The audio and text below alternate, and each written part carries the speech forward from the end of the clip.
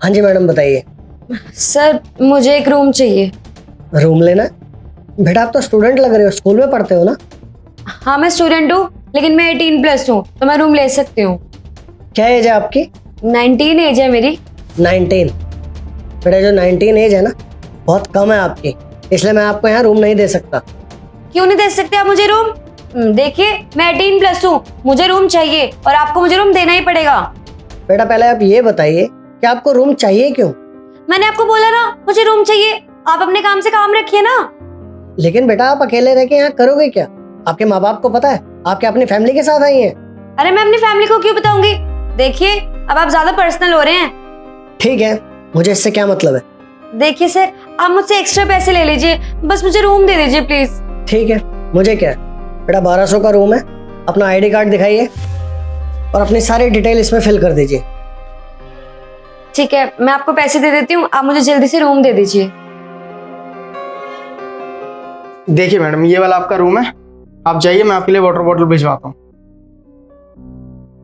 इस लड़की ने सुबह से रूम ले रखा है और ये अपने रूम से बाहर भी नहीं आई, ना इसने कुछ खाने के लिए मंगाया। कुछ तो गड़बड़ है, मुझे जाके देखना पड़ेगा।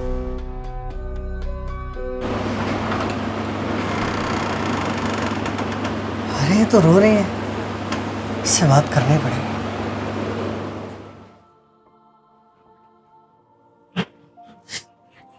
अरे क्या हुआ बेटा, रो क्यों रही हो? तुम ऐसे रो मत, तुम मुझे बता सकते हो, मैं तुम्हारे पिता समान हूँ। वो क्या है ना, तुम सुबह से अपने कमरे से बाहर भी नहीं आई, इसलिए मैं थोड़ा परेशान हो गया था यहाँ पे, इसलिए तुम्हें पूछने चला है। बताओ बेटा हुआ क्या है? मैं अपने पापा की वजह से ही तो रो रही हूँ।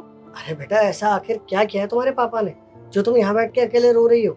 मुझे ना गोवा जाना था अपने दोस्तों के साथ, लेकिन पापा ने मुझे थप्पड़ मार दिया। अब मैंने गलत क्या किया था? गोवा जाने के लिए तो बोला था। अरे बेटा तुम्हारे पापा ने तुम्हें गुस्से में थप्पड़ मार दिया होगा, और क्या गलत किया? अभी तुम बच्चे हो और ऐसे गोवा जाना ठीक नहीं है, आजकल का माहौल तुम जानती हो। कोई बाप अपनी बेटी पे हाथ उठा सकता है? मैंने सोचा नहीं था। अरे उन्हें तुम्हारी फिक्र लगी रहती होगी, अगर तुम जिद नहीं करती ना तो तुम्हारे पापा तुम्हें थप्पड़ नहीं मारते। अरे कोई प्यार व्यार नहीं है, कोई भलाई नहीं है। मुझे तो इतना गुस्सा आ रहा था, मैं उन पे केस कर देती। अरे बेटा तुम गलत सोच रही हो, मैं भी एक पिता हूँ। जब मेरे बच्चे भी घर से बाहर जाते हैं ना तो मुझे भी उनकी चिंता होती है। ऐसे ही तुम्हारे पापा को तुम्हारी चिंता हो रही होगी। अरे तुम्हारे माँ बाप तुम्हें न जाने कहाँ कहाँ ढूंढ रहे होंगे।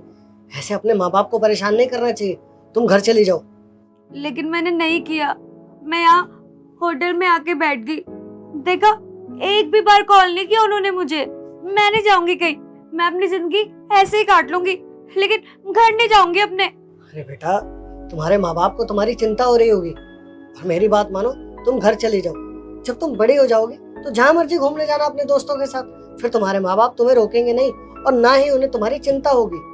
नहीं, ऐसा कुछ नहीं होता, और आज का जमाना इतना बुरा भी नहीं है कि लड़की अपने घर से बाहर नहीं निकल सकती। बेटा अभी जो तुम्हारी जेब में तुम्हारे माँ बाप के दिए हुए पैसे हैं ना, तो तुम्हें लग रहा होगा जिंदगी कितनी आसान है। 2 वक्त की रोटी कमाने के लिए कितनी जद्दोजहद करनी पड़ती है ना, ये तुम्हें नहीं पता।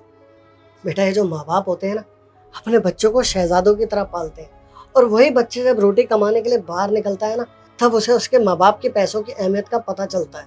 देखो बेटा, तुम्हारे माँ बाप बहुत परेशान हो रहे होंगे। अरे तुम्हारे माँ बाप ने तुम्हारे लिए कितना कुछ किया है, तुम उनके प्यार को ऐसे व्यर्थ मत करो, और अपने पापा को फ़ोन करो और अपने घर जाओ। अगर तुमने अपने माँ बाप को कॉल नहीं किया ना तो मुझे मजबूरन पुलिस को कॉल करना पड़ेगा, और वो तुम्हें यहाँ से लेके जाएगी। अब मर्जी तुम्हारी।